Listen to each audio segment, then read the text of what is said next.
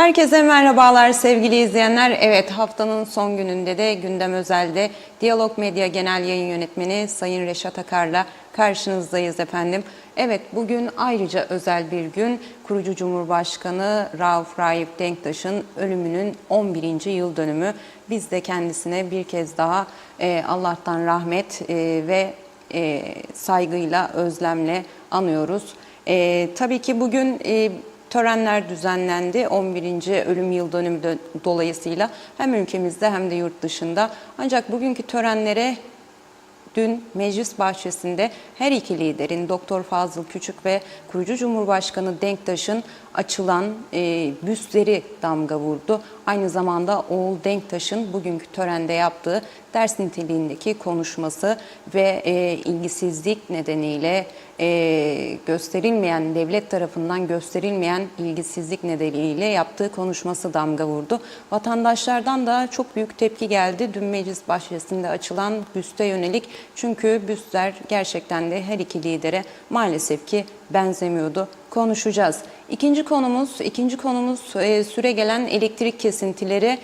Bugün saatler biraz daha erkene çekildi. Ülke genelinde birer saatlik kesinti yapılacağı söylendi. Kesintiler saat 16'dan itibaren başladı bugün. Ancak hükümet kanadından, yetkililerden henüz konuya ilişkin tatmin edici bir açıklama maalesef ki yok. Son konumuz günlerdir kamuoyunun gündemini meşgul eden Din İşleri Başkanı Profesör Doktor Ünsal'ın söylediği, kadınlara yönelik söylediği iddia edilen sözlere yönelik bugün sosyal medyada dolaşan ses kaydı. Ses kaydında ne var? Ünsal'ın inkar ettiği, söylemediğim dediği sözlerin olduğu iddia ediliyor o ses kaydında da. Konuşacağız. Daha birçok şey konuşacağız tabii ki. Siz de soru, görüş ve yorumlarınızla programımıza ortak olabilirsiniz efendim.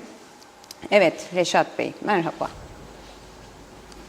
Merhabalar Özlem Hanım. Herkese hayırlı günler dileyerek başlayalım. Evet, güzel yağmurlu hava devam ediyor. Yağışlar pazartesi gününe kadar bir meteorolojide yanılma olmazsa devam edecek. O açıdan memnuniyetimizi belirterek başlayalım. Çünkü bir kuraklık dönemi var ve Türkiye'yi de olumsuz yönde etkiliyor bu durum.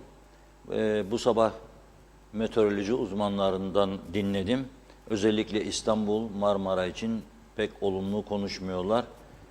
Ancak 2 günlük ihtiyacı karşılayacak kadar yağmur yağdığını son bir hafta içerisinde İstanbul'a söylüyorlar. Akdeniz iyi. Antalya'da sel baskını yaşandı. Bugün de yağış devam edecek diyorlar. İşte Kıbrıs'ta etkileniyor. Bir pazartesine kadar bir yağışlı havanın etkili olmasını bekliyoruz. O sevincimiz tabii. Fakat ülkemiz açısından baktığımızda havalar soğudu, yağmurlar başladı. Elektrik tüketimi bir miktar arttığı için ne oluyor? Bu defa elektrik kesintileri başlıyor. O konuyu bugün gündemin 2. sırasına almış bulunuyoruz. Önce kurucu Cumhurbaşkanı Rauf Denktaş'ın 11. ölüm yıl dönümü nedeniyle yaşananları ele almak istiyoruz. Şimdi ilginç bir durum var. Türkiye'nin Lefkoşa Büyükelçisi değişti. Bu yıl ilk defa Denktaş'ın ölüm yıl dönümünde ve yeni büyükelçi Denktaş anıtıyla ilgili bazı adımlar atınca bizim Kahraman, eskiden Kahraman Türk ordusu derdi, kahramanlığı ordudan bahsederken kullanır. Şimdi ben kahraman siyasetçilerimiz için bu lafı kullanırım. Bizim kahraman siyasetçiler bir anda cesaretlendiler. Hepsi Denktaşçı oldu. Hepsi Denktaş'ı sevgi, saygı, özlem falan filan, ben bu nutukların sahte olduğuna inanıyorum. Peşinden söyleyeyim. Gücenmesinler. Ne isterlerse de söylesinler. Çünkü geçtiğimiz yıla kadar ilk 10 yıl öldükten sonra Denktaş Bey ağızlarını açmaktan korkuyorlardı. O kadar yazdık, çizdik, söyledik, burada ekranlara getirdik. Anıt mezarının olduğu yeri fuhuş yuvası oldu dedik. Alkolikler orada dedik. Kırık cam şişeleri dedik. Otlar ağaç oldu dedik. Bunları gösterdik.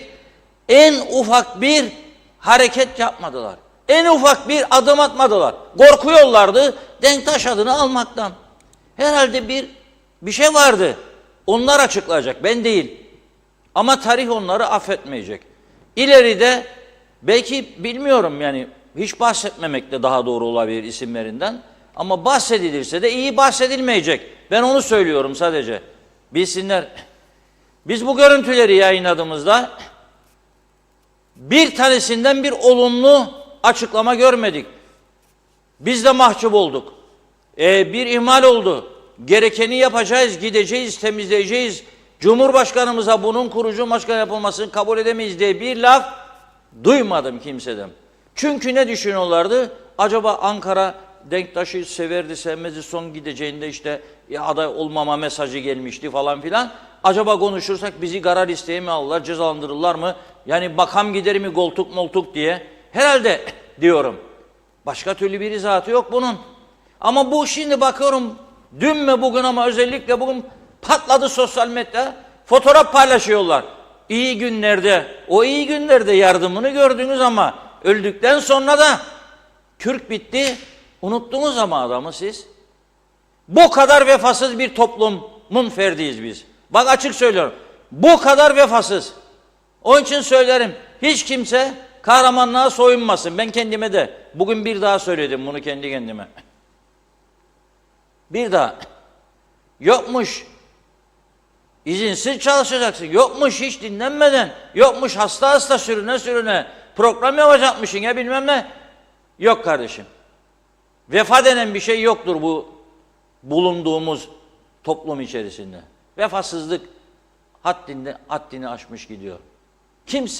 Kimse kahramanlığa soyunmasın. Yani koltuk buldunuz bugün bir makam verildi size ama zannetmeyin bu sonsuza dek kalacak da veyahut da ondan sonra diyecekler bu adam iyiydi da hele bizi yönetenlerin hakkında pek iyi konuşulacağını ben düşünmüyorum. Bu kadar mı olur ya? Senin ülkenin kurucu cumhurbaşkanı. Ayrıca beğensen beğenmesen, beğensen ve beğenmesen, kolay kolay bulunan bir lider değildi Denktaş. Beğendiğin iştahatlar, beğenmediğin iştahatlar olabilir. Ama işte 300 bin, 200 bin nüfusu toplumdan da bir tane çıkar. Ya 2 tane çıkar. 200 tane çıkmaz. Ama siz her sene 200 kişi değiştiğiniz için zannediyorsunuz ki o değişen her 200 kişi de lider vasfına sahiptir. Hayır kardeşim. Ben çok anlattım size. Benim gazetecilik çok genç yaşlarda 22 yaşından itibaren Günaydın Gazetesi'nin muhabiri olduğumda ben Denktaş Bey'i tanımaya başladım. Ve özellikle her pazar diğer meslektaşlarım çünkü o gün biliyorum yazısa denizde, piknikte, kışısa evde, sobada falan. Benim o gün atlatma günümdü onları. Ben çünkü hafta 7 gün çalışmaya o zamandan başlamış bir insanım. Uyandığımda sabahleyin kahvaltıdan sonra 11 gibi saraya damlardım. Işık açık, korumalar kapıdaki polisler de daha doğrusu alışmış durumdaydı. O yetkiyi vermişti onlara serbesttir girişi diye. Ben girerdim, kapısını çalar, içeri girerdim ve demeciğimi alırdım istediğim konuda. Sabahleyin 7'de Kıbrıs Türk basınını tamamen okuyup notlarını alan bir liderdi. Ardından Kıbrıs Rum basınını, ardından Türkiye basınını okuyup 8'de de TAK Ajansı muhabirini odasına alıp günlük demecini verirdi. Gazeteleri okuduğunda notlarını alır yapıştırırdı. Daktilografik geldiği zaman işe başladığında arşiv ve daktilo servisi onlar gerekeni yazarlardı. Buna bir mektup yazalım, şuna şunu gönderelim, buna bunu gönderelim. Böyle bir çalışma prensibi vardı. Sonra da günlük işe başlardı. 15 tane koruma bulundurduğunu hiç görmedim. Bir kişi görürdüm sadece. Ve çoğu Türkiye ile de ilişkileri sıkı tutsun diye Türkiye'nin ünlü gazetecilerini sık sık adaya davet eder ve onlarla birlikte olurdu. Domatöle gidip Güneri Civaoğlu'nu bizzat kendisi kullanarak arabayı Mehmet Ali Brand'ı aldığına tanık oldum kaç kez. Şimdi var mı böyle bir durum Kuzey Kıbrıs'ta? Yoktur. Çok değişti. Ve dediğim gibi bir toplumda da 200 bin kişide bir tane çıkar, iki tane çıkar. Ha, gayretli, iş yapabilecek, yetenekli insanlar çıkar, o ayrı. Ama bütün toplumu kucaklayacak lider çıkarmak kolay değildir. Ayrıca da hukuk bilgisi adanın yetiştirdiği en iyi hukukçulardan biriydi. Glafkos Klerides, Driton Tornaridis, Kriton Tornaridis 1960 Kıbrıs Cumhuriyeti kurulduğunda ilk başsavcısı, Denktaş Bey de onun talebesi olarak adlandırılırdı. O da İngiltere'de okuyup gelince onu orada istihdam etmişti. Kriton Tornaridis, Glafkos Kleridis, Rauf Denktaş Kıbrıs adasının 3 tane en ünlü, en iyi hukukçusu olarak bilinirdi. Glafkos Klerides'le en az 100 kez röportaj yapmış biriyim. Sınır kapıları kapalıydı, özel izinle geçiyordum günaydına. Bana daima şunu söylerdi. Rauf Denktaş gibi bir yardımcı, bir adam isterdi, Magarios derdi. Bizden daha çok değer verirdi kendisine, yok ki sevdiği için. Öyle zeki bir yardımcım olsun, başka kimseye ihtiyacım yok dermiş Makarios. Denktaş Bey'in iç politikada hataları oldu mu? Oldu. O ayrı bir konudur. Her siyasetçi hata yapar. Hepimiz hata yaparız. Ama şimdi benim gelmek istediğim nokta o değil. Bir anda meclisin bahçesine Mustafa Kemal Atatürk, Türk ulusunun lideri, mücadele önderimiz Doktor Fazıl Küçük ve kurucu Cumhurbaşkanı Rauf Denktaş'ın heykellerinin dikilmesi kararlaştırıldı. Bir taraftan külliye inşaatı, Cumhurbaşkanlığı sarayı oraya taşınacakmış ve parlamento binası. Bir taraftan da eskiden sigara fabrikası olan Kıbrıs Rumlara ait Diyanellos ve sonradan meclis binası olan yere bugün siz heykel dikiyorsunuz. O külliye devam ederse, ya biterse, o zaman bu heykeller burada bir anlamı olmayacak. Fakat bakınız bu heykellere lütfen. Hangisi benziyor yani? Atatürk'ü benzetmişler. Gelince Rauf Denktaş'la Doktor Küçük'e hangisi benziyor? Hiç ilgisi yok. Bir aceleci bir şeyle iyice incelenmeden, etüt edilmeden yapıldığı belli. Şimdi nitekim sosyal medya bugün patlıyor. Diyorlar ki hiç benzemedi, sökün onları doğrusunu yapın diyorlar.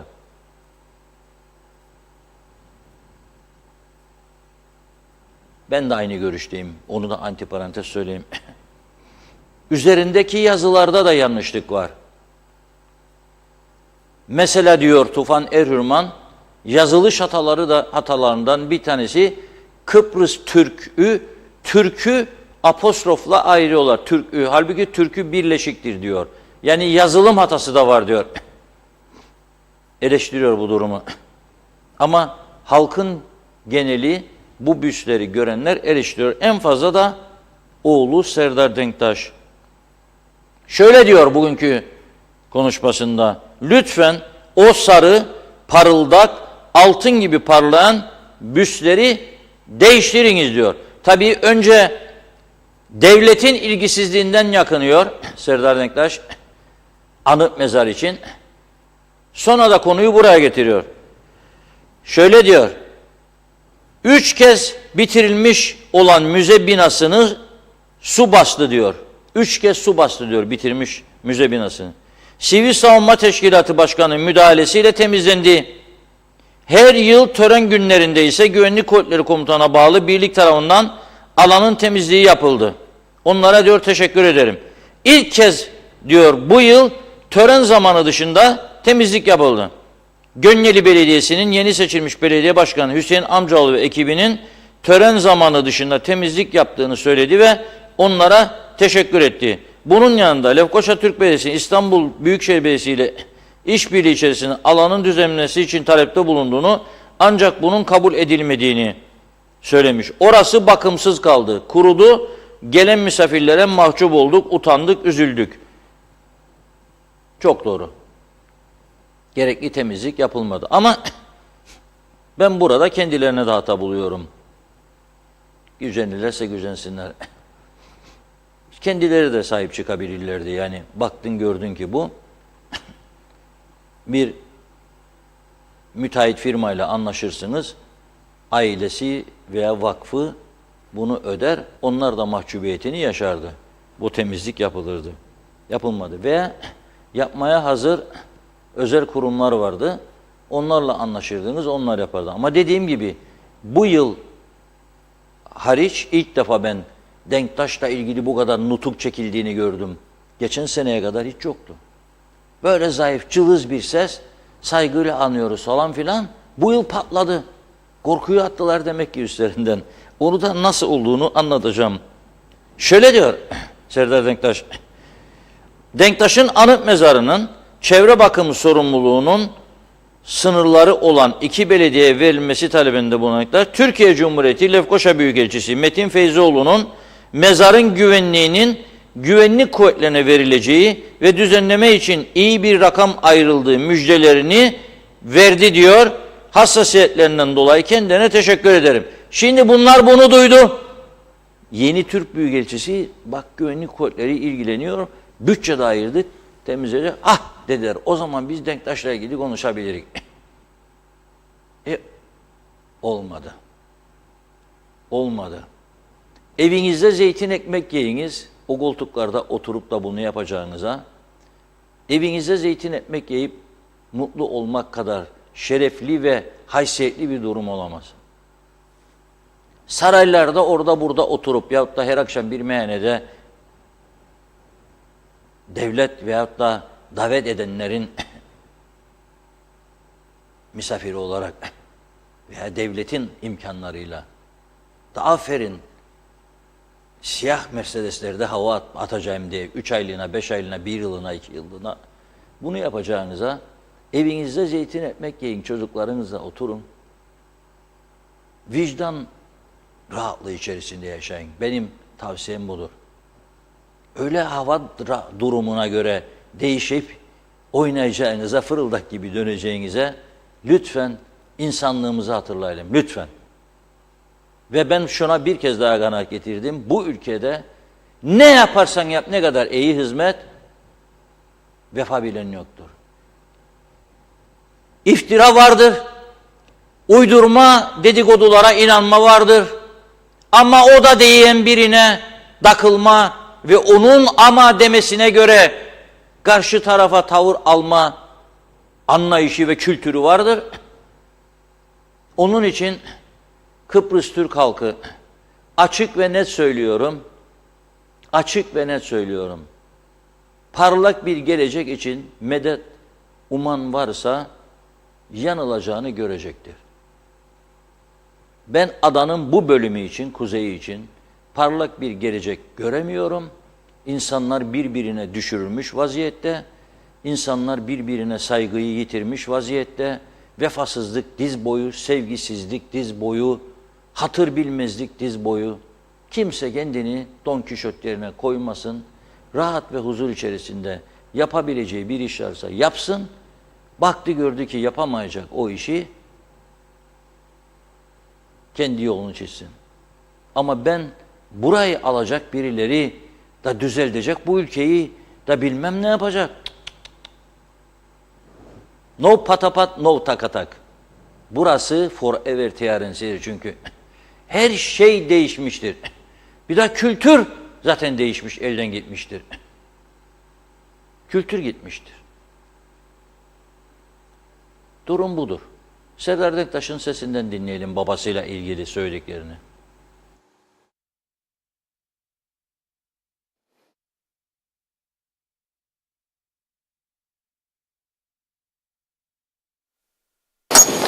Altı ay kadar önce Güzel Yurt'tan heykeltıraş bir arkadaşımızın Cumhurbaşkanı Denktaş'ın büstünü bize vakfa hediye etmişti. Biz de o büstü götürüp meclise teslim ettik.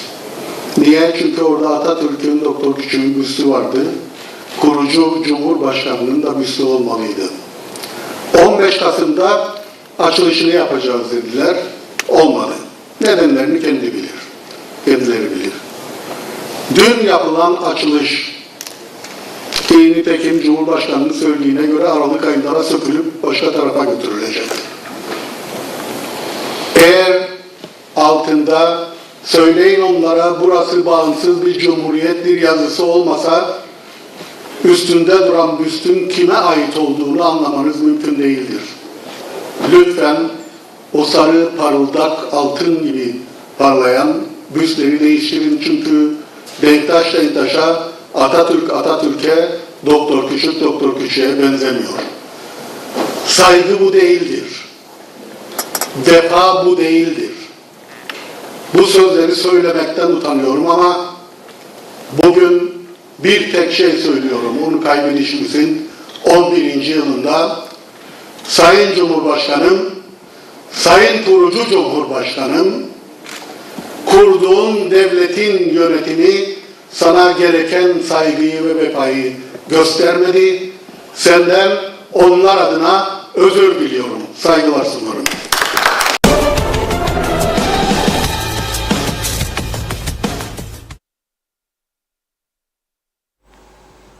Evet, oğlu böyle dert yanıyor, yakınıyor. Ailesi falan, acaba ailesinin mesela kızlarının durumunu, torunlarının durumunu soruyor mu devleti yönetenler?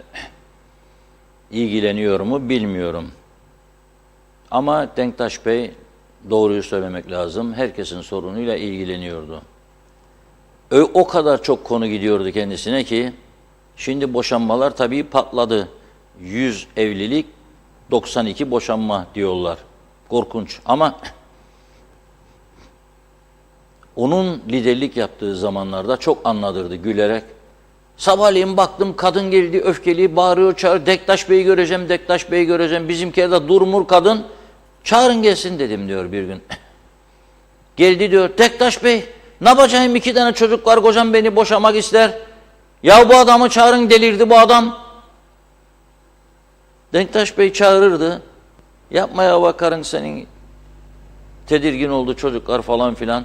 Ailelerin bütün kalması için de çaba gösterdi. Küçük toplumlarda lider sadece masada otur, birkaç demeç ver, ya bir iki törene katıl, ya yemelere içmere git. O değildir görevi liderin. Lider yıl 365 gün ayakta, canlı duran, halkı kucaklayan, her türlü sorunla ilgilenen insandır lider. Ama yani ondan sonra bu sistem yok oldu yavaş yavaş, geriledi. Kolay değildir. 200-300 bin nüfusu toplumda lider yaratmak kolay değildir. Tabii değerli başka liderlerimiz de olmuştur. Cumhurbaşkanlığı görevine önemli katkılar olmuştur. Onlar da inkar edemeyiz. Çalışmışlardır. Kendi düşüncelerine göre hizmetleri olmuştur. Ama tarihe damgasını vuran adam dediğinizde Rauf Denktaş ön sıradadır. Yabancı ülkelerde Cyprus dediğinizde Archbishop Makarios derler, Başpiskopos Makarios, Rauf Denktaş derler hala bugün. Budur. Lisanı mükemmeldi, hukuk bilgisi mükemmeldi, çalışkandı, üretkendi ve kendisi şöyle derdi. Benim dakikada başımdan 1000 tane, aklımdan 1000 tane şeytan geçer diyor derdi daima. Çok konu düşünürdü, ne yapacak, ne edecek falan filan. Bir tek uykuda dururum derdi.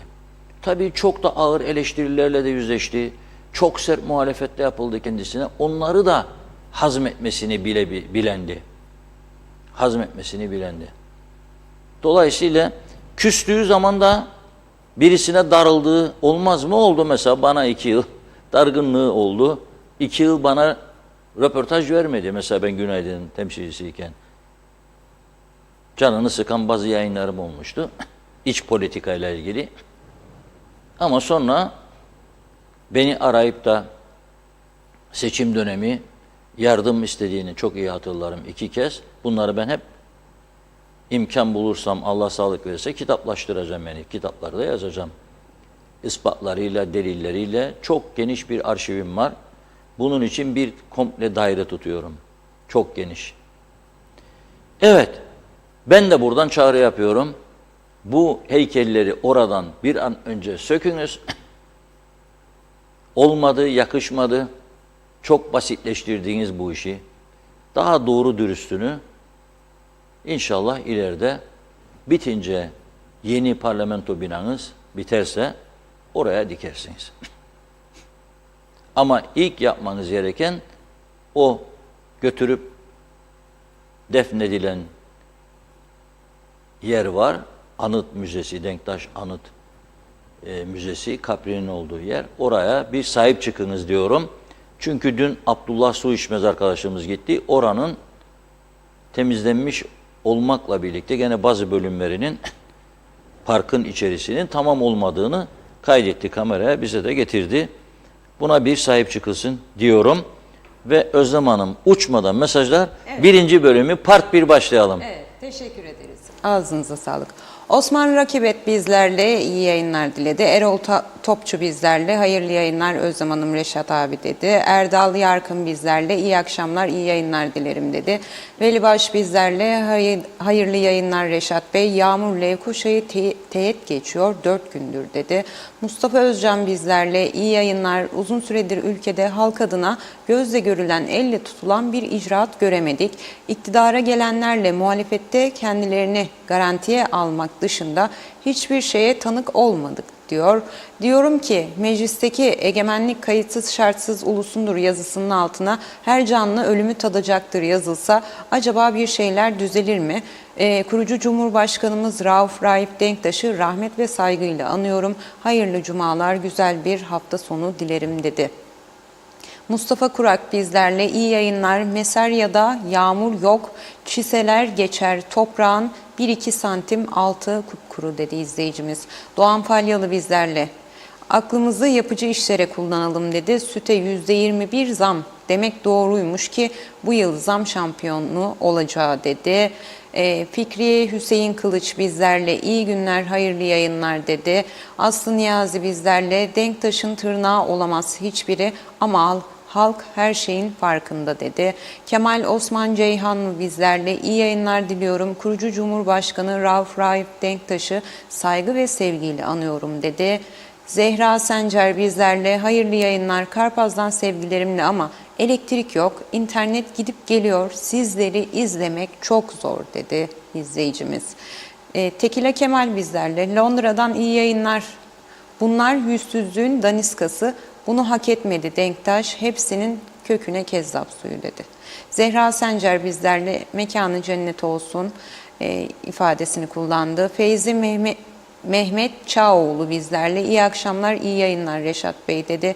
İzzet Kahraman bizlerle Sayın Reşat Bey ve Özlem Hanım iyi yayınlar, selam olsun yoldaşlar, selam olsun CTP dedi. Selim Çetil bizlerle hayırlı yayınlar Reşat Bey, liderimizi rahmetle anıyoruz dedi. Barış Erdoğan hayırlı yayınlar diledi. Hükümet heykel yapmayı bile beceremiyor. Acaba bunlar 3 tane koyunu beklemeyi bilir mi merak ediyorum dedi. Metin Erdemel sadece ve sadece özel isimlerde arama yapılıyor. Türk'üm olur mu? Olamaz. Kıbrıslıyım olur demiş. Mümin Hasan bizlerle Sayın Rauf Denktaş'ın siteleri ve özel işletmeleri, dükkanları yoktu. Vatanı ve sevgisi vardı. Sokakları yalnız geziyordu. Neden korksun? Şimdikilerse dedi ve 3 nokta koydu. Füsun Özdemir bizlerle iyi yayınlar dilerim. Ruhları şad olsun. Heykeller benzemiyor. Yenisi yapılması gerekir dedi izleyicimiz. Celal Harun bizlerle iyi yayınlar diledi bize. Denktaş büstünün benzerlik konusu tartışmalara neden oldu. 12 Ocak 2023 tarihinde törenle KKTC Meclis Başkanlığı bahçesine dikilen büstlerin Rauf Denktaş'ın kendisiyle büstünün arasında benzerlik olmadığı tartışmalara neden oldu dedi izleyicimiz. Kurucu Cumhurbaşkanı merhum Rauf Denktaş'ın hiç kuşkusuz tarihe damga vurmuş bir lider olduğunu ifade etti. Çok üzüntü verici bir durum. Denktaş eğer şimdi hayatta olsaydı kendi büstünü dahi tanımayacaktı. İşte buna yağcılık, biat etme derler. Hele böyle bir ölüm yıl dönümünde siz ne iş bilmez ne görmez maskara insanlarsınız dedi. Barış Erdoğan bizlerle. Ha bu arada asgari ücret yükseldi ama marketlerde ateş pahası her şey, onlar da yükseldi. Ne olacak acaba fiyatlar asgari ücretle yarışıyor dedi izleyicimiz. Mehmet Uluçaylı bizlerle iyi akşamlar dedi. İyi cumalar diledi bize, kolay gelsin dedi. Metin Erdemel bizlerle. UBP'li kadınlar hala sessiz dedi. Mehmet Şenler bizlerle iyi yayınlar, kolay gelsin dedi. Osman Mene herkese iyi hafta sonları diliyorum dedi. Juda Benhur bizlerle insanlık çok ilerledi artık gözükmüyor yorumunda bulundu. Orhan Oğuz bizlerle iyi günler diledi. Nilüfer Canova bizlerle en önemlisi kültür gitmiştir. Ne yaparsam boş yorumunu yaptı. Çağatay Doluner bizlerle kesinlikle Denktaş ailesi babalarının anıtına sahip çıkmalılar. Hükümet ilgisiz kaldıysa kendileri anıtın temizliğini üstlenmeliydiler. Zaten para var dedi izleyicimiz. Gürdal Sayengüçlü bizlerle iyi yayınlar Reşat Bey, Özlem Hanım. Amerika'dan sevgiler saygılar dedi bize izleyicimiz. Kuzeyim uyandı. Park ameliyatın çok iyi geçti. Doktor Park ameliyatın çok iyi geçtiğini ve endişelenecek bir şey olmadığını söyledi. Size de teşekkür ediyoruz. Hoş sohbetler, iyi yayınlar dilerim dedi. Özkan Bişmiş bizlerle hükümetin işi Arif Hoca'nın dediğinden dedi. Orhan Oğuz bizlerle. Sayar Eker bizlerle yine. Şimdi anladım niye mecliste pencere yok. Fakir fukara pencereden sarkılmasın diye ve boş kürsüler görülmesin diye Denktaş'a toz kondurmayız dedi izleyicimiz. İsmet Ezel bizlerle. Mausa'da anılmadı dedi. Çelen konulmadı. Bazı yerlerde bayraklar yarıya indirildi. Çoğu yerde indirilmedi bile. Ah Gazi, vah Gazi dedi. Ekledi liderler ilçelerde ve belediyesi olan yerlerde neden anılmadı acaba diye sordu. İzzet Kahraman, Sayın Reşat Bey, merhum Denktaş'ın hiçbir zaman demedi ki ben partiliyim, demedi ki Ersin Tatar öyle mi diye sordu. Metin Erdemel, lider kendi arabasıyla kasap Erol'dan et alan ve etrafına selam veren adamdı. Adı Rauf Denktaş'tı dedi. Nazmen Alban bizlerle. İyi akşamlar Özlem Hanım, Reşat Bey, iyi yayınlar. Soğuk rüzgarlı bir akşamda tüm herkese sevdiklerime mutlu güzel akşamlar diliyorum dedi. Yine elektriklerin kesileceğini duyduk. Ne olacak? Bir de rahmetli liderimiz Denktaş Bey'e hiç benzemedi bu büstler dedi. Çok üzüldüm. Neden böyle oldu? Soruyorum. Çok üzgünüm dedi Nazime Hanım. Necdet Mavi Gözlü bizlerle. Kuzey Kıbrıs Birleşik Afrika Pakistan Cumhuriyeti'nden hayırlı günler, hayırlı cumalar Özlem Hanım, Reşat Bey. Kurucu Cumhurbaşkanı Rauf Denktaş'ı ölümünün 11. yılında rahmetle anar. Mekanı cennet, yattığı yer nur olsun inşallah derim dedi. Denktaş'ı ben Lefkoşa Belediye Pazarı yanlarında tek başına elinde fotoğraf makinesiyle çok gördüm. Yanında ne koruma ne de polis, hep tek başına geziyordu. Bir de şimdikilere bakınız, meclis başkanı bile 3-4 korumayla birlikte dolaşıyor. Kimden korkuyorlarsa artık dedi.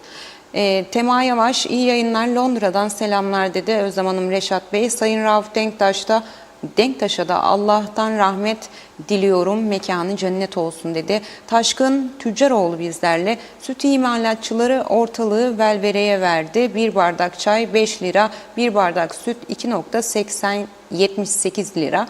Demek çayın maliyeti çok paraymış. Üreticiyi zibil ettiniz. Yazıklar olsun. Bilin ki üretimde devlet yok. üretmeyen devlet yok olmaya mahkumdur dedi izleyicimiz. Ercan Mehmet Gürkanlar bizlerle. İyi akşamlar Reşat Bey, Özlem Hanım dedi. Emine Çağlar bizlerle. İyi yayınlar dilerim. Liderimiz ışıklar içinde uyusun ama heykeller çok kötü. Hükümet edenlerin hangi işleri doğru ki buna da şaşmamak lazım dedi. Haldun Yenilmez yine bizlerle. İyi yayınlar diledi. Londra'dan sizi izliyoruz dedi. Taceddin Demir bizlerle. İyi yayınlar diledi. Yine Nilüfer Canova, Mausa'da elektrikler kesildi. 3G'ye gidip geliyoruz. Sizi dinlemek dahi çok büyük bir lüks oldu bu memlekette dedi izleyicimiz.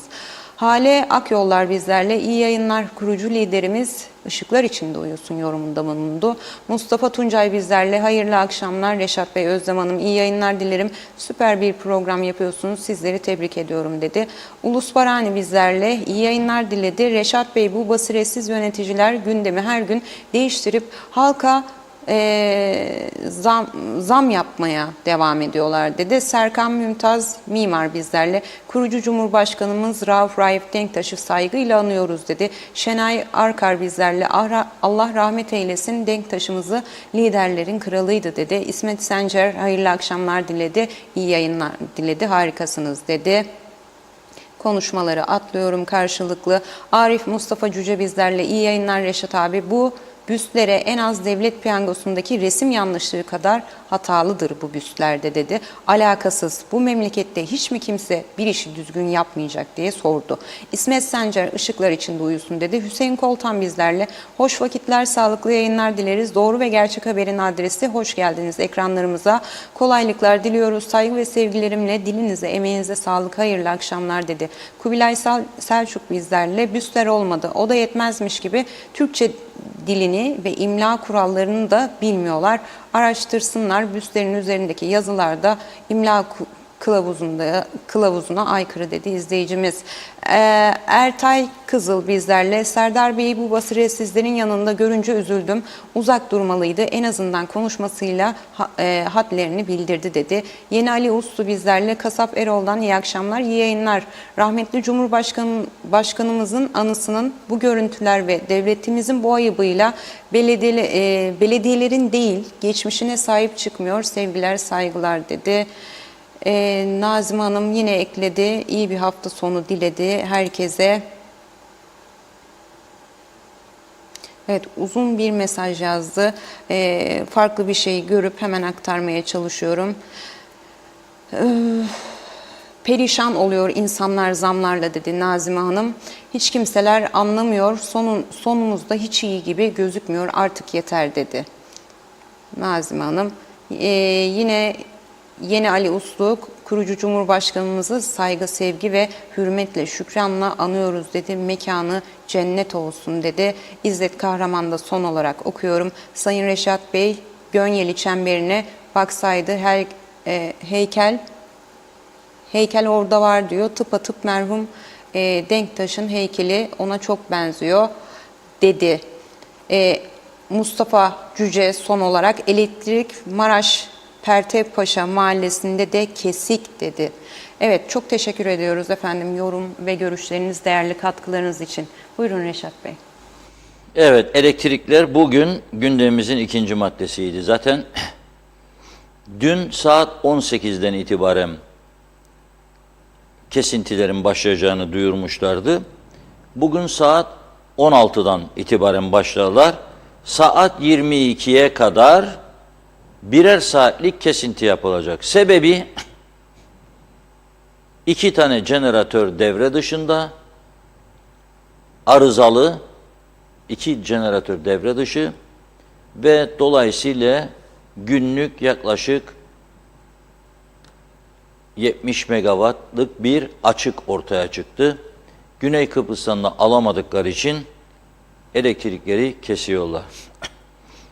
Bunu yapacaklarına üretim yetersizliği madem ki vardır, başka tedbirlere yönelmeleri daha sağlıklı olur diye düşünüyorum ben şahsen. Çok sayıda devlet kurumu var ki nokta konmuyor kalemle. Nokta, hiçbir iş yok. Yani yüzlerce memurun önüne Al kalemi de bir nokta koy boş bir kağıdın üstüne diye iş verilmiyor. Onları herkes biliyor. Bildiklerine göre arkadaşlar bir süre için jeneratörler tamir olsun bari. Bir hafta sizi izinli sayıyoruz. Gidin evinize. Aybaşı gelin alın maaşınızı demek vallahi billahi bu ülkenin hayrınadır. Çünkü en azından klimalardan kurtulacaksın, lambaları kapatacaksın, tasarruf yapacaksın ve insanlar karanlıkta kalmayacak. Ya bu çağda artık farklı işraatlar yapmak lazım. Ne yapalım Allah kerim falan olmaz. Allah kerim deyince de müftü aklıma geldi. Müftü Bey'den bahsetmeden olmaz bugün. Yani biraz bahsedeceğiz Müftü Bey'den. Yani gerçekten akıl almaz bir durumdayız. 16'dan itibaren şimdi yağıyor yağmur gibi. Orada kesilmeye başladı, burada kesilmeye başladı. Sizi izleyemiyoruz, edemiyor. Tamam da bu bizim yaşam tarzımız. Kaderimiz mi? Hayır, kaderimiz değildir. Ama biz bu kaderi seçtik. Biz bu Kıptek'in düzelmeyeceğini yıllardan beri söylüyoruz. Siyasetin el attığı hiçbir yerde hayır yoktur. Bunu bilin. Siyaset böyle bir ekonomik kuruluşu yönetemez, bizim siyasetimiz ama. Bakın Rumlar yönetebilir çünkü yönetim kuruluna parti rozetine göre adam atamıyorlar. Yönetim kuruluna bu işi en iyi yapabilecek, bunun ilgisi yok şimdi bunun. Elektrikten bahsediyoruz. Yönetim kuruluna bu işi çok iyi bilen insanları atıyorlar. Onlar gelince de iyi iş yapıyorlar. Bir de sadece elektrik üretimini bilmek değildir önemli olan. Ticareti, ekonomiyi bilmek lazım. Ona göre kurumu iyi çalıştırmak lazım. Plan ve program dahilinde bakım onarımları yapılması lazım. Kullandığınız jeneratörlerin ileriye yönelik, ileriki yıllara yönelik alternatif üretim modelleri, güneş enerjisi, rüzgar enerjisi, doğalgazla üretim nitekim yapıyorlar şu anda.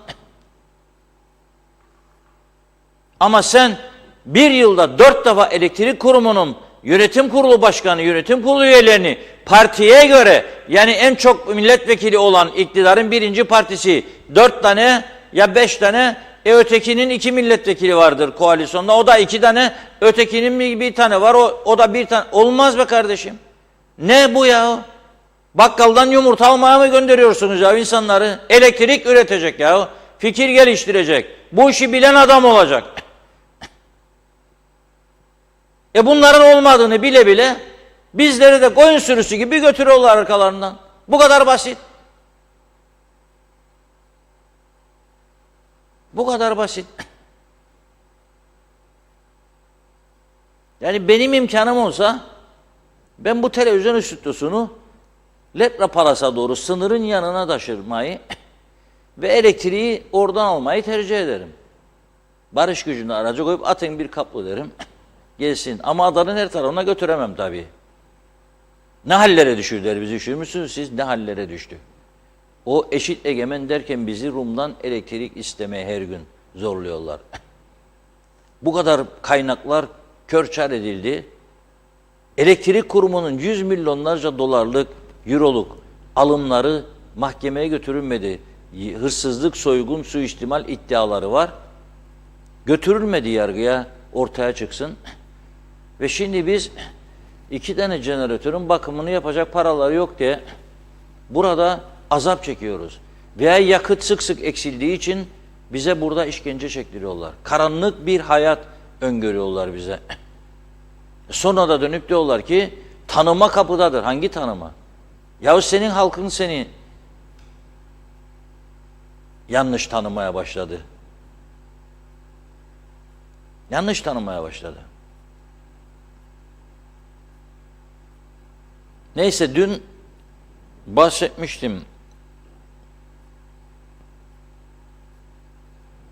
Göçmenköy'de Şahfır'ın yanındaki bir sokak lambaları 3 ay sonra yanmıştı. Teşekkür etmişti biz oradaki aileler. Ve demiştim şimdi de buradan bir çağrı yapıyorum.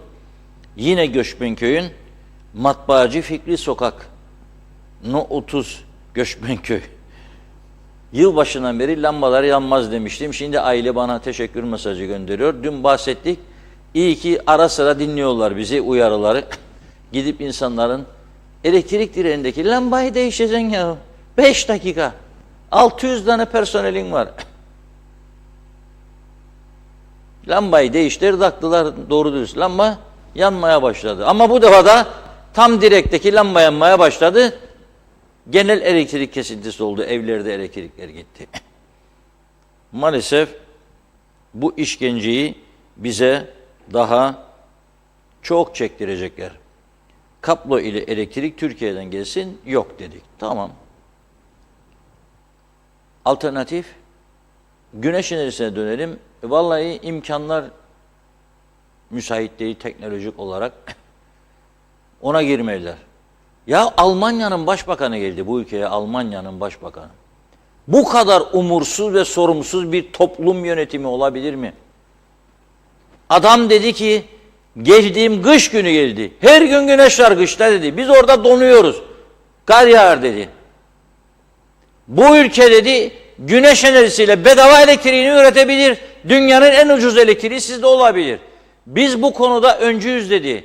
Teknolojimiz çok ilerlemiştir. Size yardımcı olmak istiyoruz dedi. İstiyorsanız yardımcı olalım dedi. Hiç kimse bu işin üstüne düşmedi. Ne Alman'ımı gidip çekeceğim ya dedi. Benim Kıbrıs'takim var orada dedi. Adam atarım her seçimde adam gönderirim. Her seçim 30 kişi, 40 kişi, 50 kişi.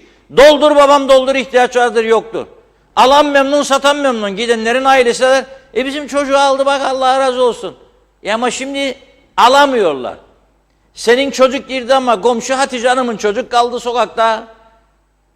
Abdurrazak Bey'in çocuk da kaldı sokakta. Ne yapacak ya şimdi? Onu söyleyin.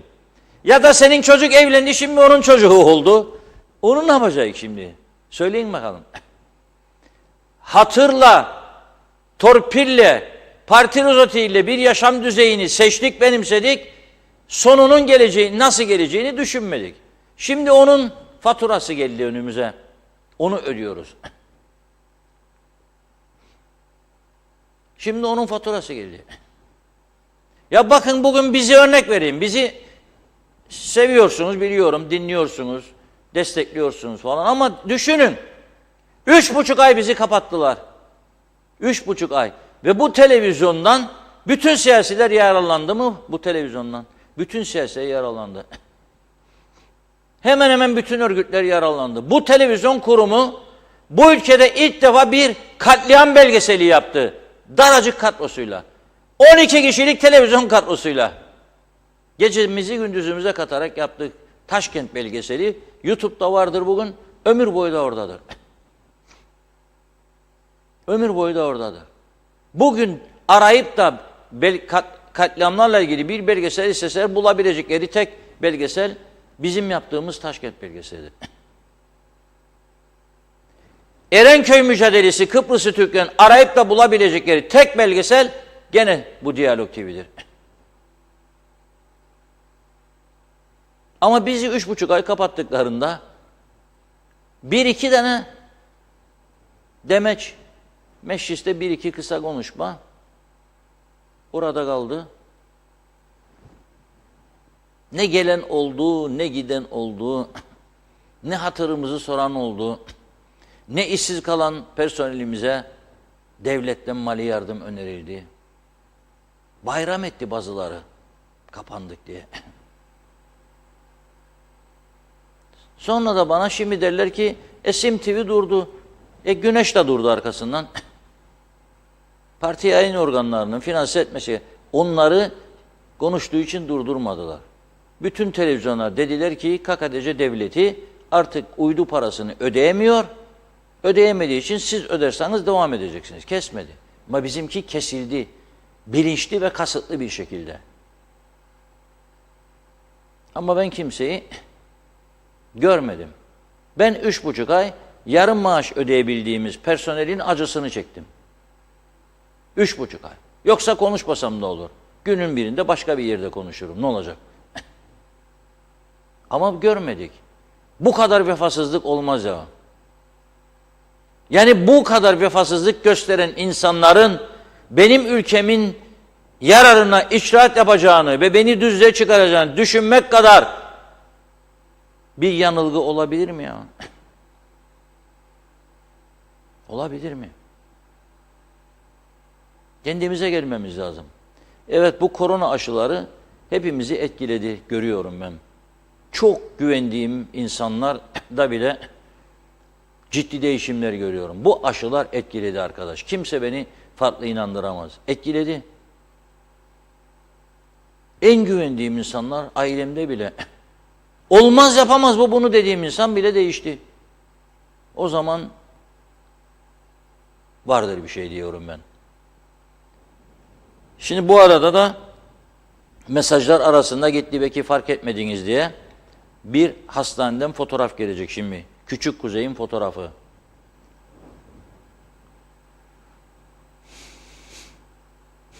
Evet. Biliyorsunuz çok bahsettik daha önce. Buradan da çağrı yaptık. Yardım edin dedik. Babası Gürdal Serengüçlü yardım istiyordu.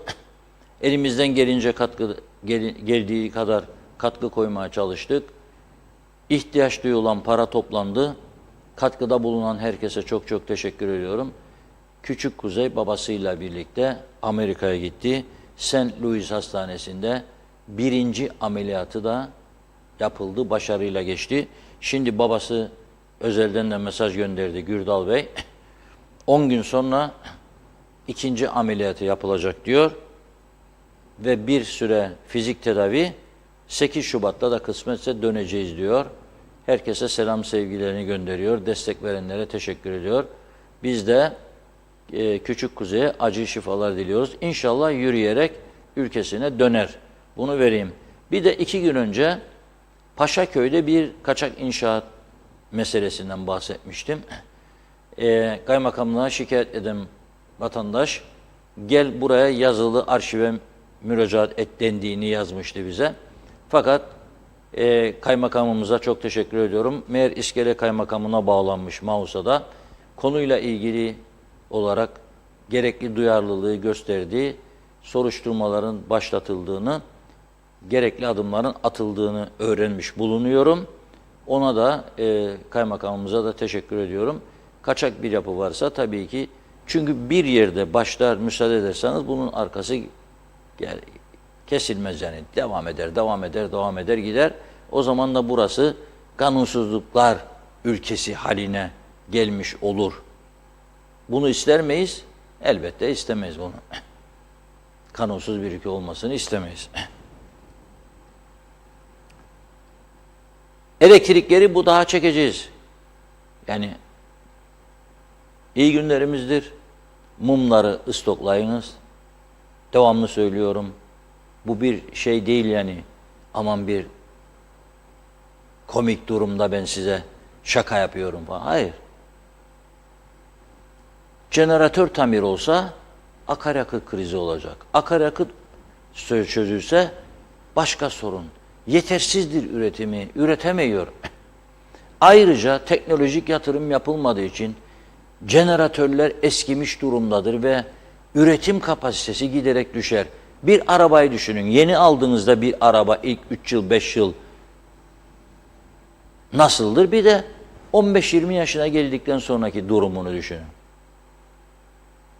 Başlar sallansın araba her taraf.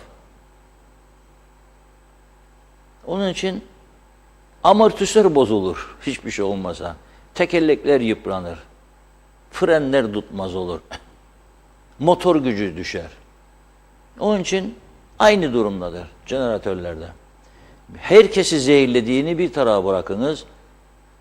Dünyanın en kötü yakıtını kullanıyorlar ve artık bu yakıt kullanılmıyor diyorlar. Onu bulmakta da zorlanıyorlar. Biz hala bundan medet umuyoruz.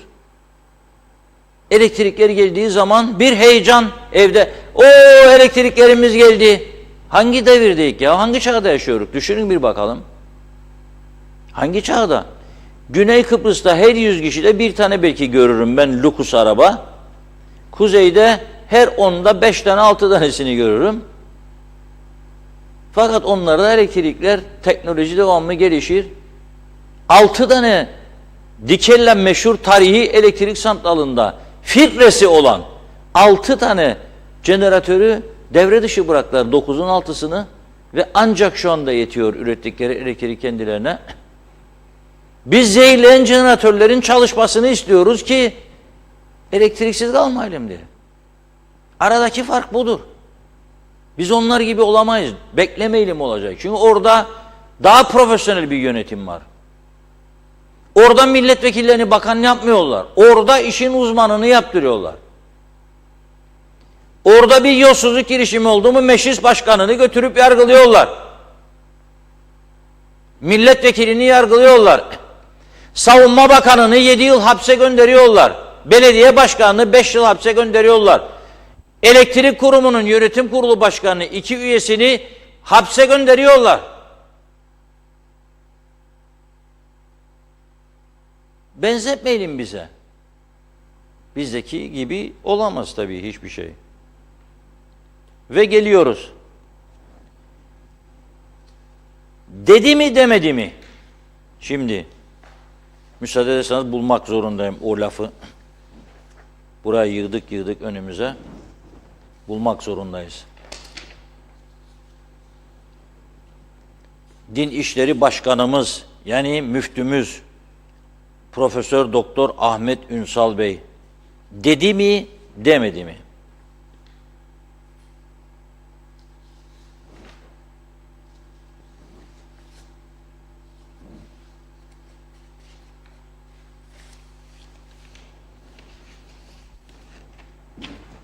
Merak etmeyin, bulacağız. Kaybolmaz. Burada hiçbir şey kaybolmaz.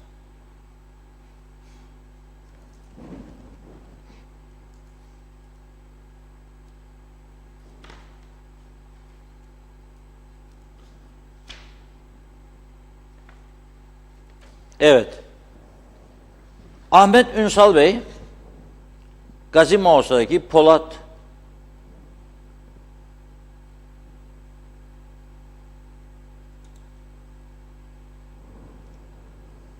Paşa Camisi'nde bir konuşma yapmıştı. Ve orada birçok söz kullanmıştı. Kadınlarla ilgili. Semineri kadınlara yönelik. Şimdi o fotoğraf gelsin. O fotoğraf. Bu fotoğraf. Gördüğünüz gibi hep başlar bağlı kadınlar, o bölgenin kadınları. Mausa'dan. Gittiler. Birçok laf söyledi. Ama bir tanesi çok önemliydi. Bize gelen bilgi o yöndeydi. Ben buradan okudum. Kendisi yalanladı bunu bir gün sonra. Daha doğrusu Din İşleri Dairesi yalanladı. Ahmet Ünsal Bey,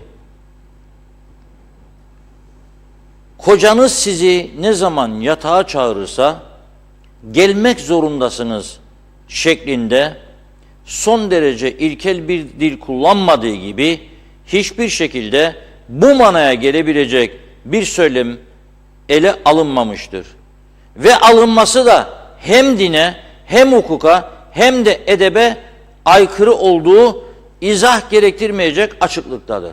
Şimdi bugün sosyal medyada bir site tarafından Ahmet Ünsal Bey'e ait olduğu iddia edilen bir ses kaydı dolaşmaktadır. Görüntü de var yani. Ben iddia edilen diyorum, her şeye rağmen bir yanlışa düşmemek için. Ama ses Ahmet Ünsal Bey'in sesi olduğu iddia ediliyor. Dinledim. Ama ben onu getirmiyorum ekrana. Ben buradan çağrı yapmıştım. Bu işi ortaya çıkaracak olan, orada çünkü kamera var, kayıt yapıyor. Konuşma metninin dağıtılması. Şimdi bugün sosyal medyada paylaşılan o video ses kaydı da Ahmet Ünsal Bey'in bunu söylediği görülüyor. Diyorum, ona ait olduğu iddia edilen ses kaydından bahsediyorum. Yani burada kendisi o lafı söylüyor. İnsanlar çoğalmak için evlenir, Dolayısıyla bir kadın kocasının yatak davetine icabet etmek zorundadır. İhtiyacı karşılanacak. Şimdi ben diyorum ki, yani bu Kur'an'ın neresinde vardır? Yani kadınlardır üstelik o seminere katılan. Bu durum ilginç bir durum diyorum. Bu konu dairenin dışında, artık siyasetin sorumluluğu altındadır.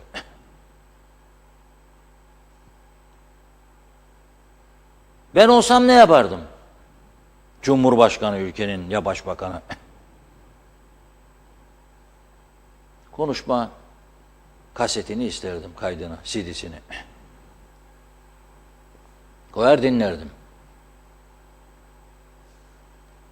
Bugün bu sesi paylaşan şahısları da davet ederdim. Getiriniz, nereden buldunuz? Dinlerdim, polisi çağırırdım, dinledirdim.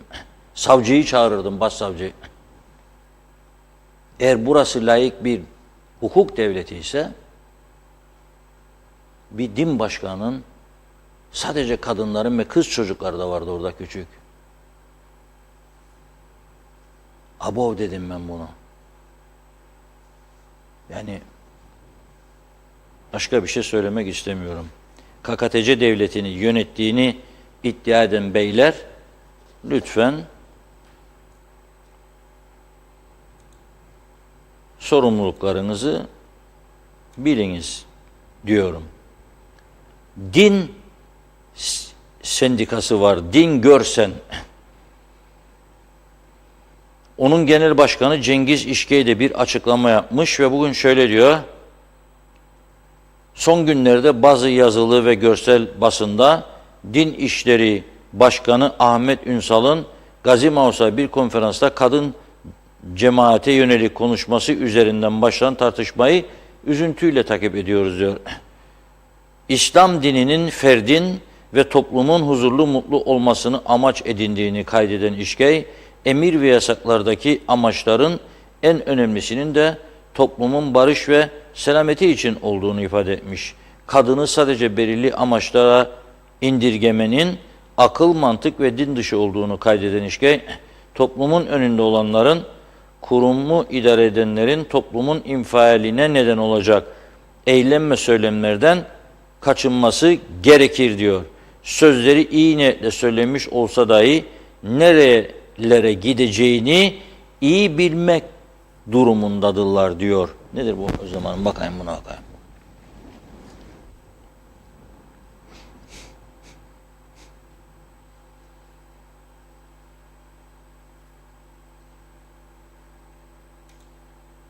Evet.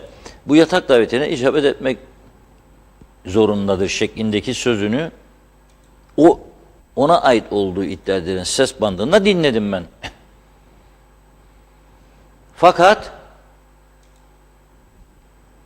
yasalarımız, ah Yüce Meclis, buyurun hitap edin Yüce Meclis'e diyor Meclis Başkanımız. Yüceliğini bana göster o zaman. Görmek istiyorum. Mesela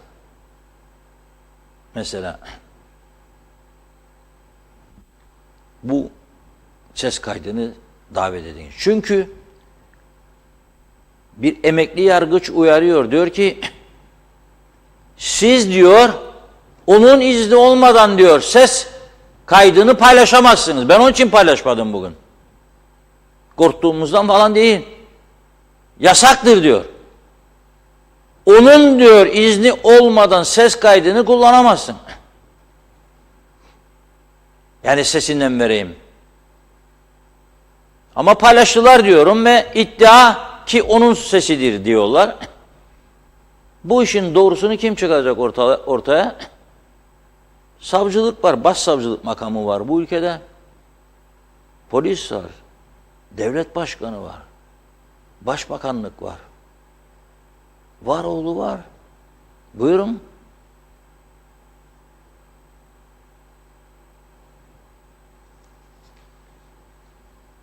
İzin mi bekliyorlar acaba bilmiyorum. İzin gelsin de ona göre konuşsunlar mı? Acap diyorum yani.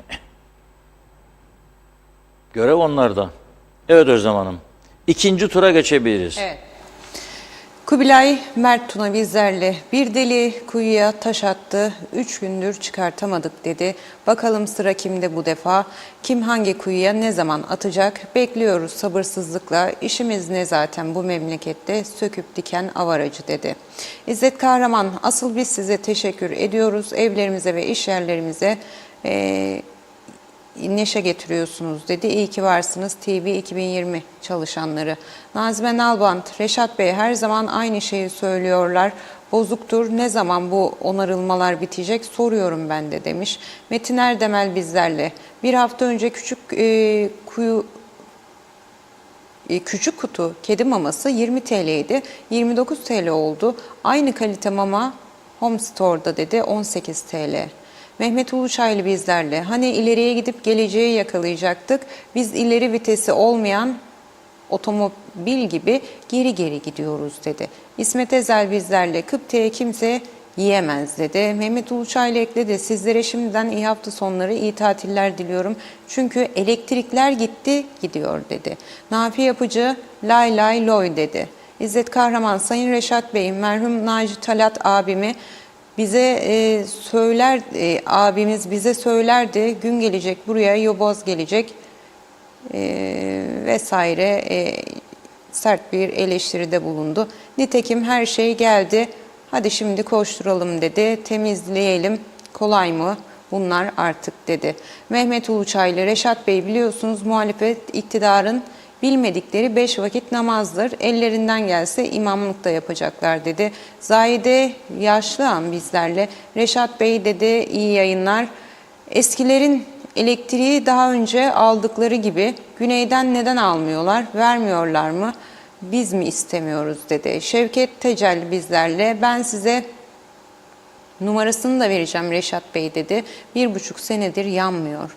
Özgül Özgüç bizlerle. Diyalog TV'nin güzel insanları, sizleri tebrik ve takdir ediyoruz. İyi ki varsınız, güzel hafta sonları dedi. Meral Kavaz bizlerle. Yazıklar olsun, kış kıyamette bizleri düşünen yok. Toplu istifa etsinler, kolay gelsin sizlere diyorum dedi. Mustafa Gürsoy bizlerle. İyi akşamlar Özlem Hanım, Reşat Bey dedi. Aslında arızalı olan jeneratörler değil, bizi yönetenler dedi. Halil Enes Saraç bizlerle. Bu koltuk sevdası var ya, kimin umrunda? Vatandaş. Düşünen yok Reşat abi. Vatandaşın işi zor. Zor günlerde daha bizi bekliyor dedi. Zeynep Toros bizlerle. Reşat Bey, Özlem Hanım iyi yayınlar diliyorum dedi. Merhum Cumhurbaşkanımıza Allah'tan rahmet diliyorum. Mekanı cennet olsun dedi. Alpay Erişken bizlerle. İyi yayınlar. Devlete 70 bin kişi çalışıyor. Görevini tam yapan 10 bin kişi ancak var. 5-6 bin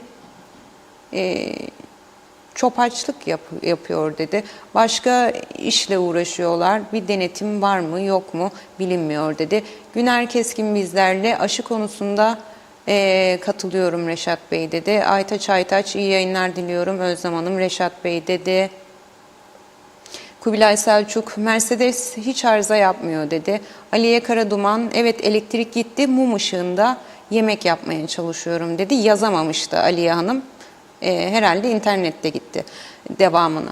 Zaliye Adaman bizlerle. İyi ki varsınız. Zarif genç bizlerle. Karanlıkta telefondan izliyorum sizi Reşat Bey. İyi ki varsınız. Her yer karanlık şarkısını koyar mısınız? Bunu koymanız gerekiyordu demiş. Metin Erdemel eksik bıraktığını tamamlamış ama Osman Lord Elyeli, Lord Manav bereketli kuru yemişleri dedi. Hayırlı cumalar dedi. Bize mutlu sağlıklı bir gün diledi. Teşekkür ediyoruz. Kemal Karaduman bizlerle. Yıllardır bitmeyen çile. Bize reva görülen bu bir elektriği çözemediler dedi. Özgül Özgüç ekledi. Reşat Bey müsaade ederseniz tekrar mesaj yazıyorum. Bu aşılar 7 yıl insanlara sağlığımızı tehlikededir diyorlar. 7 yıl boyunca. Yani bu hesaba göre 4 yıl tehlikedeyiz demektir. Allah yardımcımız olsun. Neyse iyi akşamlar dilerim dedi. Metin Erdemel Urfa'da sebze üreticilerine verilen söz tutuldu. Güneş enerjisi yapıldı ve üreticilere elektrik beleş verilmeye başlandı dedi. Murat Alan bizlerle, elektrikler gitti dedi izleyicimiz. Şenol Tatlıcıoğlu bizlerle, iyi yayınlar Özlem Hanım, Reşat Bey, her zaman doğruları söylersiniz, başarılar dedi. Elif Bağbaşı bizlerle, iyi akşamlar, iyi yayınlar arkadaşlar, hayırlı cumalar dedi. Aynur Yarkın dedi. Murat Alan, Mausa'da elektrikler gitti dedi. Metin Erdemel, o efendi şu dincidir. Evet, bugün bir TV'de sesi görüntülü yayınlandı ve dedi. Oradaki kadınlar da sessiz kaldı. UBP'li kadınlar neden sessiz dedi. Özdeş Oğuz bizlerle, o konuşmaları dinleyen kadınlardan hiç mi ses çıkmadı dedi. Aslı Niyazi, bu özel birebir bir görüşme değil ki, topluma açık alanda yapılan bir konuşma. Paylaşımın problem olmaması lazım, izin de gerekmemesi gerekiyor dedi izleyicimiz. Sibel Serin, bu ses kaydından sonra hükümet yetkililerinin acilen açıklama yapması gerekmektedir. Önce yapılmış olan açıklama asla kabul edilemez. Orada oturup bu konuşmayı dinleyen tüm hanımları da kınıyorum. Size de bu yakışır dedi. İyi hafta sonları diliyorum dedi. Necdet Mavi Gözlü, Singapur olacak memleketimizde elektrik yok.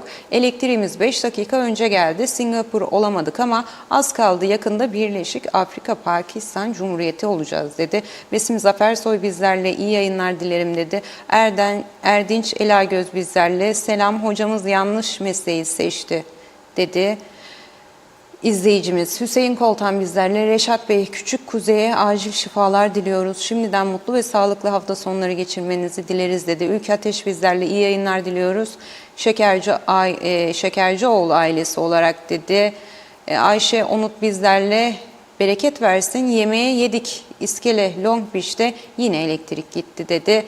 Evet, son olarak da Osman Lord Elyeli bir mesaj ekledi. Asgari ücret 7.800'dü. Bu yıl 11.800. Üretici de zor durumda. Esnaf da, halk da. Üretici ürettiğini, hakkını alamıyor. Tüketici de alım gücünü iyileştiremedi, alamıyor dedi. Son yorumda bu şekildeydi. Çok teşekkür ediyoruz efendim yorumlarınız, katkılarınız için. Buyurun Reşat Bey.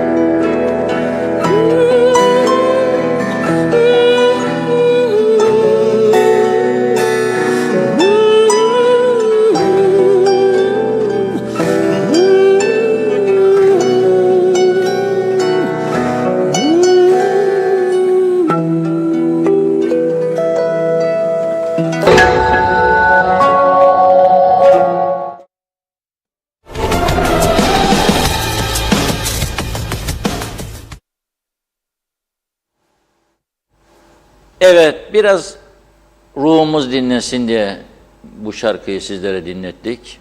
Çünkü gerilim var. Mausa'dan yazıyor şimdi bir izleyicimiz. Gazi Mausa diyor, karanlıklar altında elektrikleri gitti diyor. Allah dedim, Singapur oluyor orası yakınınız. Singapur'a komşu olacaksınız. Mausa surlar içinde olanlar, Maraş eğer Singapur olursa Singapur'un komşusu olacak. Dolayısıyla Mausa'da elektrikler kesildiği zaman Singapur'a geçeceksiniz. Ne uçak istersiniz bineceksin, Boeing 777'ye de 15 saat benim gibi gideceksin, giden bitmez yol arkadaş, uyan bitmez, 3 öğün yemek bitmez. Ya burada hemen yürüyerek Mausa'dan Singapur. Çok kolay. Bir anda dünyan değişir, hayatın değişir. Çekik gözlü bayanlar orada karşılar seni. Şeyler böyle ellerinde hurma dalları falan filan. Hemen şeyler getirir. Taze meyve suları. O korkunç bir şey ya. Hayali bile güzel. Hayali. Bırakın olur olmaz ayrı mesele. Hayal etmek de güzel bir şeydir. Hayal etmek güzel bir şeydir. Başka neyi hayal edebilirsiniz? Bakan olmayı. Ne oldu da ben olamaz mıyım? Şimdi bilmiyorum. Bu ne dedikoducu birinden bana geldi, ne falcı Elmazi Hanım'dan, ne astrolog Abdülaziz'den geldi. Bu bana bir şey geldi, içimden yani bir ses geldi. Dedi ki, yeni haftaya yeni bir kabine olsa nasıl olur mesela? 7 tane kişi kaldı bakanlık yapmayan. UPP'de söylüyorum. Mesela 3 tanesini yapsalar şimdi 4 kalacak geri. Olur bu bir nöbet değişimi. Laf da hazırdır gerekçe. Bu bir nöbet değişimidir. Efendim sonra gene değişeceğiz. Yani onun için Facebook'ta 3 tane değişmesi olası kişi bundan şu anda mesela yazıyordu. İşte falan bakan, KKTC bilmem ne bakanı. O aynen kalacak orada, sadece eski diye bir şey koyacak oraya. KKTC'de eski Gümrük Tekel Bakanı mesela olmadığı için söylüyorum ki alınmasın, değişmesi olası olanları da biliyorum ben de. Rüyama geldi çünkü yani ondan biliyorum. Yok ki biri söyledi. Dün gece rüyamda gördüm. Rüyalarım da hep çıkar. Oraya bir eski gireceksiniz. Hiçbir şey değişmeyecek. Gene bayrağı koyacaksınız. KKTC bayrağı. Forever'de olsun altında. Oraya eski Gümrük ve Tekel Bakanı olacak. Gümrük Tekel Bakanı yazıyor. Şimdi oraya bir eski gireceksiniz. Onun için rahat olunuz. Ben dün battaniyeden söz etmiştim. Örtünün dedim de üşümeyesiniz. Çünkü elektrik yok. Ne yapacağım? Elektrik geldiğinde de o kalorifere, düğmeye dokandığında için yanıyor değil mi? Acaba bu ay ne gelecek, acaba bu ay ne gelecek? Onu da çekeceksin ha. Çek battaniye üzerine. Bak ne dedi bir izleyicimiz, eve gidince dedi, çekerim battaniye üzerime, beklerim Reşat Akar'ı göreyim demiş bizim arkadaşlara dün Erülkü Market'in orada. Çekeceksiniz şeyi, televizyon varsa seyredeceksiniz. Uyku zaten uyan koltuğun üstünde de olabilir, fark etmez. Şimdi onun için diyorum önümüzdeki hafta yeni bir haftaya uyanabiliriz. Şimdiden söylemiş olayım. Rüyalarıma güvenirim yani. Olur mu? Olur. Olmasa diyeceğim ki ilk defa yanıldım bu rüyamda ama olabilir diye düşünüyorum. Battaniyeden söz ettim. Nereden nereye geldim? Sonundayız programın, merak etmeyin. Veda edeceğiz. Çünkü benim de belim ağrıyor. 1 saatten fazla oturma dedi doktor. Ben gene bugün 1,5 saati buldum galiba. Konuşmayı açınca tabii. Şimdi bugün beni bir milletvekili adayımız aradı. Seçimlere girmişti. Dedi ki dün siz dedi programda dedi battaniyeden söz ettiniz. Ben dedi bir site kurdum dedi. Adı dedi Pataniya. Şimdi bizim Kıbrıs'a getirme Pataniya'yı da örtüneyim derlerdi eskiden. Bilmiyorum Rumca'da, Patanya mı da ondan kaldı bize bilmiyorum. Ben de diyor öyle esprili olsun diye diyor sitemin adını Patanya koydum diyor. Patanya sitesinde diyor sizin söylediklerinizi kullanabilir miyim diyor. Ben tabii battaniye dedim. Dedim isimle uymasa da kullanın dedim. Tabii ne mahsuru var söylediklerim. Zaten açık YouTube'da var, Facebook'ta var. Onun için bir sitemiz daha gelmiş. Maşallah gürbüz mü gürbüz Patanya sitesi. Sırada ne var gelmeyen? Mesela bugüne kadar Bumbar TV duymadım yahut da Bumbar Haber veyahut da Şeftali bunlar kaldı geriye düşüp. Pastelli var mı onu da duymadım. İyi olur. Sıraya girsin. Bugünlük tabii gülüyor. Özlem Hanım'a geliyor görüyorum buradan. Funda Hanım'ı da soranlar var bana. Funda Hanım istirahat ediyor. Keyfi yerinde rahat merak etmeyin. Önümüzdeki hafta pazartesi de olmaz diye düşünüyorum. Belki salıya çarşamba aramızda olur diye düşünüyorum. Pazartesi yeniden görüşmek umuduyla şimdilik sizlere veda edelim. Acil bir mesaj yoksa tabii Özlem Hanım. Evet, yok. Yok değil mi? Tamam. Yok, acil. Pazartesi görüşmek üzere. İnşallah aydınlık günler gelecektir. Merak etmeyiniz. Moralimizi bozmayalım. Keyfimize bakalım. 3 günlük bir dünya ne olacaksa olacak. İyi akşamlar.